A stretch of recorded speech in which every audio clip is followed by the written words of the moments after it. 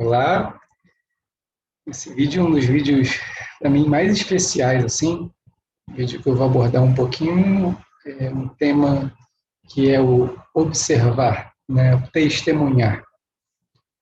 Então, quando eu dou aulas de yoga, né, eu gosto muito de, após cada postura, sempre falo assim, feche os olhos, observe, sente o corpo, esteja presente, e só fica ali observando o que está acontecendo. Né? E quem faz aula comigo, às vezes eu falo assim, meu Deus, como que essas pessoas aguentam eu tanto tempo falando isso, assim, né? Tantas vezes falando isso. Mas é justamente aí que está todo, assim, o segredo da meditação. Todo o segredo do que vai fazer a sua vida se transformar. É justamente estar presente, observando aquilo que acontece, né? E isso, assim, é muito interessante porque você fala, como que algo tão simples ao observar vai transformar toda a minha vida? Aí que está um dos grandes mistérios da existência. A vida, às vezes, é muito misteriosa e tem coisas maravilhosas, né, fazem com que, às vezes, problemas que a gente acha que são muito complexos, a solução é muito simples. Né? A gente duvida disso. E aí que está um dos grandes segredos. Então, assim, observar, testemunhar, né, ser uma testemunha, né, estar consciente, são palavras que parecem ser muito simples para resolver esse problema.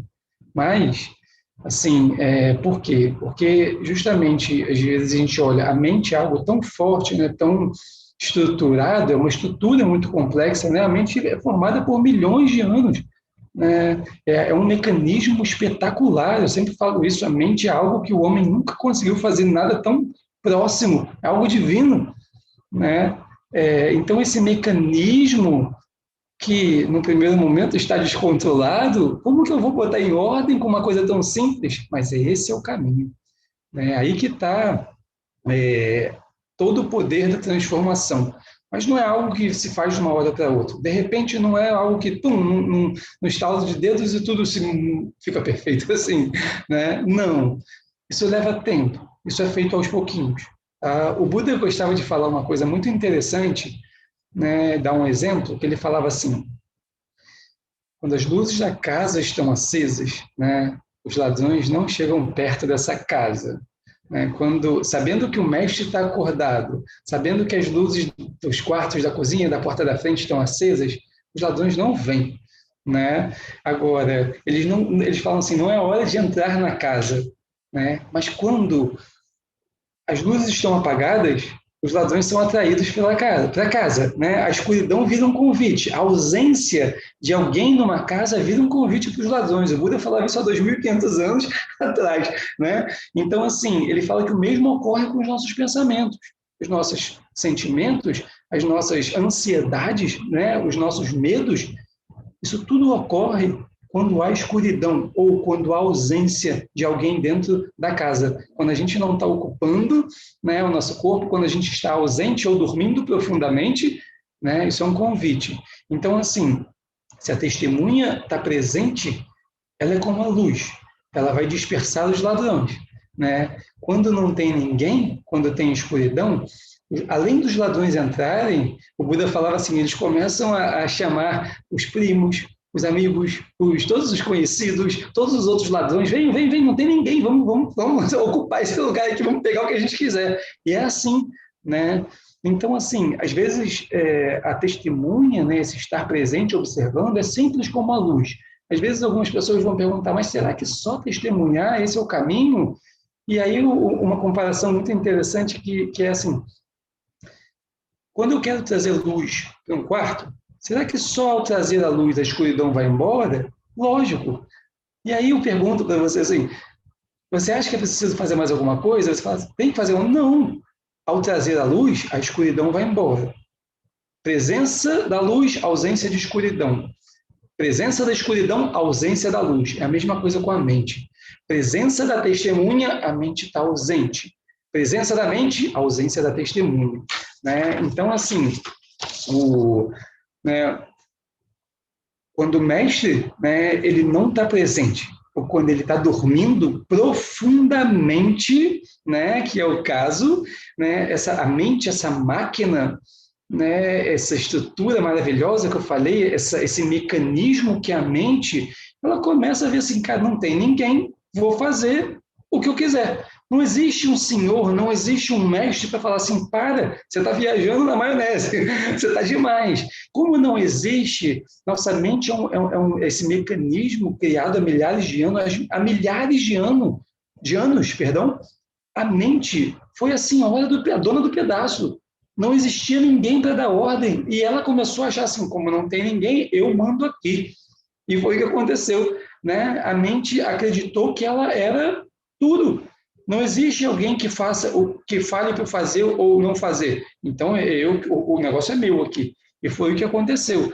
Né? Então, o que a gente não entende, né, é que é por trás desse mecanismo da mente, a mente não é um processo só individual, ela é um processo coletivo.